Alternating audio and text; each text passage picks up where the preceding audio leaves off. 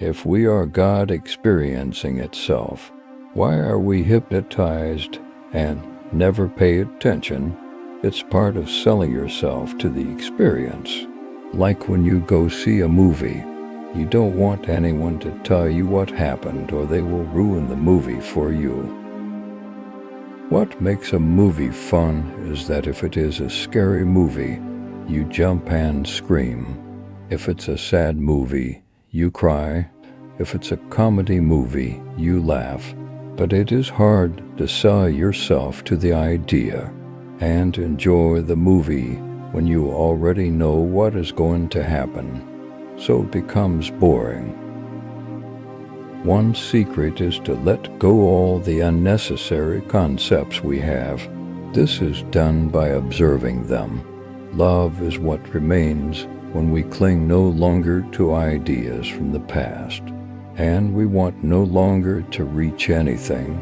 Everything is here and now. You pet a cat, then move on. Is that simple? Everything might create an echo inside you. You see it, but you don't hold on to anything but what is real right now. No effort is needed in order to stop thinking. Thinking will stop by itself. Any effort to stop it will only contribute to it. A different way to think about this: being present is not a skill you develop. It is a natural quality of yourself that already exists. Everything added with the intent to find how to be present is just stirring up muddy water trying to clear it up. Bad things seem to be easier to manifest because you don't doubt the fear or ability for the wrong outcome. You assume it to be easily possible and feed it with fear. This is because you consciously choose what you manifest, and because this is new to you, you doubt it. With enough persistence, you can overcome this and realize that whatever you feel and believe to be true has no option but to crystallize into physical fact. It's the same law that's always governed your life when you doubted the good and fear and believed the bad. You must doubt the fear, bad, and doubt itself, and only trust and affirm what you want to actually happen. Remove everything else from your awareness and live in the feeling of what it is you want to be, with not a single doubt or hesitation, and then you will find it. Take what resonates, blissfully ignore the rest. When you're dreaming, your subconscious is creating your dream without you being aware of it nor in control of it. Lucid dreaming is being awake in a dream and consciously creating or influencing the dream. Just as there are different levels of dreaming, there are different levels of being awake. The more awake you are, the more you can consciously create reality, or your subconscious will do it for you.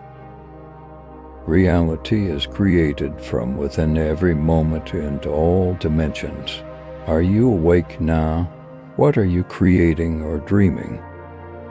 The very problem is making enlightenment a journey, because then we make up rules or a system in order to attain that so-called enlightenment. There are no systems that can help towards the truth. We don't need any form of authority, whether it be psychologists, preachers, or enlightened teachers. These very authorities, especially God, are the very same people who lead us to destruction. We misinterpret what they say all the time. Everyone suddenly had their own opinion. This thing we're trying to attain so much is inward. The truth won't make you go mad.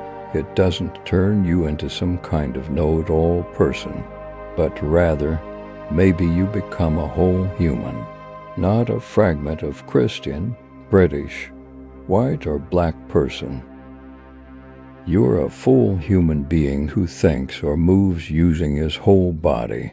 Don't think in fragments of I'm happy or sad, but one whole movement. This tendency is natural, but not to the universe.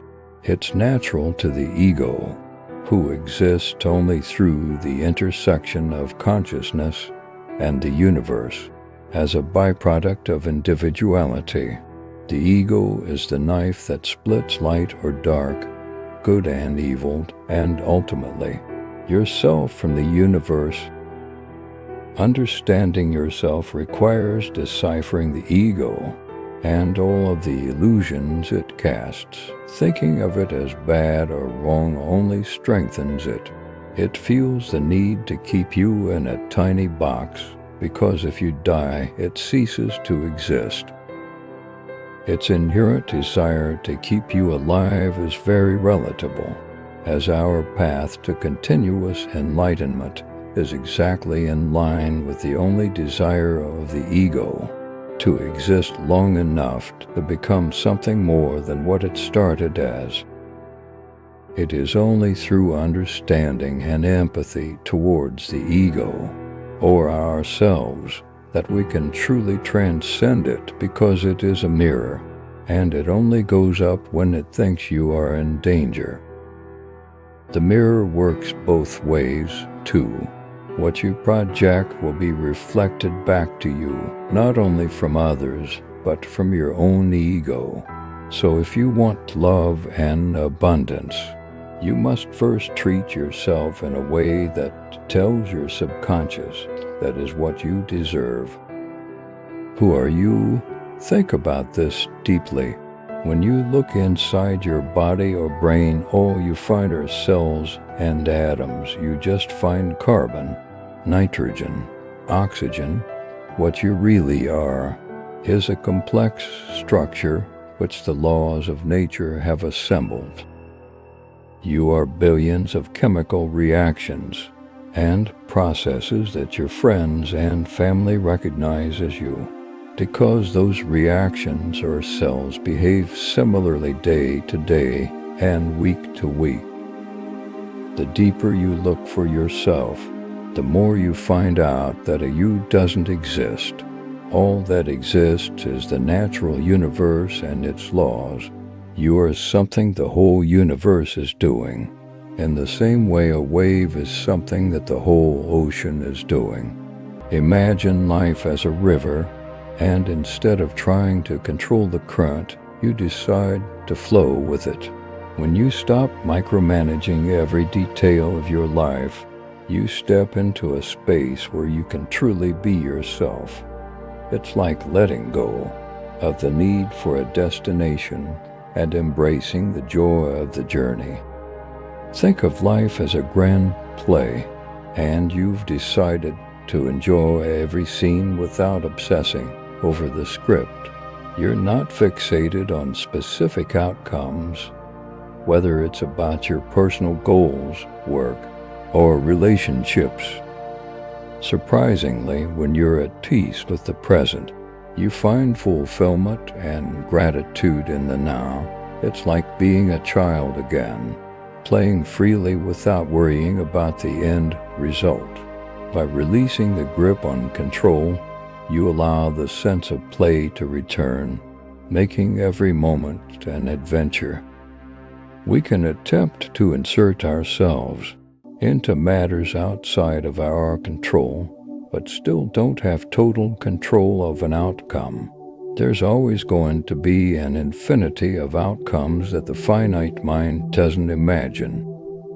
That doesn't stop the ability to take action, but having no expectations of an outcome will leave the circumstance open-ended.